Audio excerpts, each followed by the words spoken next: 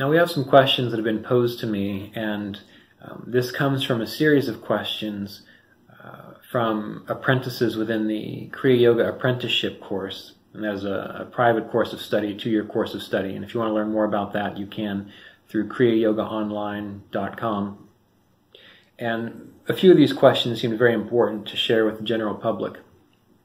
So question number 1, is enlightenment a form of disassociation or dissociation? If so, is the difference between spontaneous, disconcerting, or trauma-induced dissociation the lack of spiritual context and understanding of the experience? So essentially what this individual is asking is enlightenment a form of disassociation? And I can understand why they've asked this question, because oftentimes detachment is extolled as very important within a spiritual practice, within a meditation practice.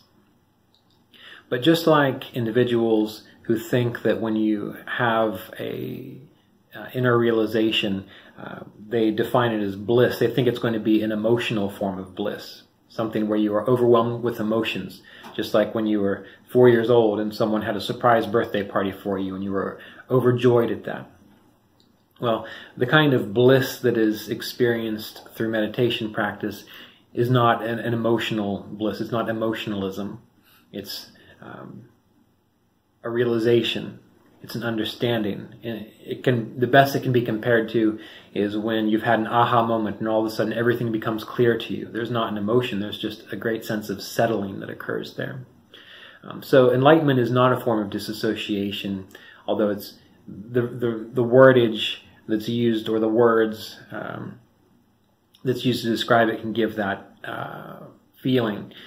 Ultimately, the best words can describe, I think, comes from Vasista's yoga, where when you are able to experience reality free of thinking, concepts, notions, hopes and desires, when you can experience reality directly in that way, that's as close as you're going to get to an understanding and description of it. So you might need to contemplate, what does that mean? What would it be like to experience reality free of concepts, notions, desires, attachments?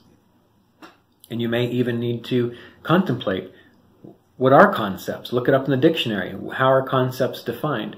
What does it mean to let go of subject and object associations? What is subject? Look up subject in the dictionary. What is object in the dictionary? I know it sounds silly, but for me it was very important when I was considering these things, and I kept seeing these words and thought, well, what does it mean? What does the word objective actually mean? But ultimately, to answer this question, the idea, no, enlightenment is not a form of disassociation, because disassociation means, in a sense, to separate from something. And enlightenment is like yoga, to bring things together. So it's an ultimate unification.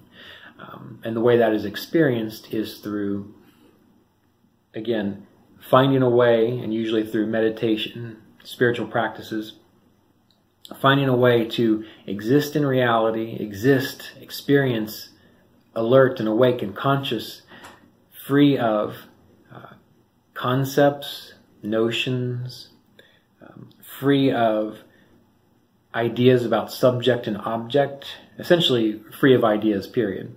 So how do you do that without being in a coma? How do you do that without being unconscious? That's what you're working towards, doing it in a conscious fashion.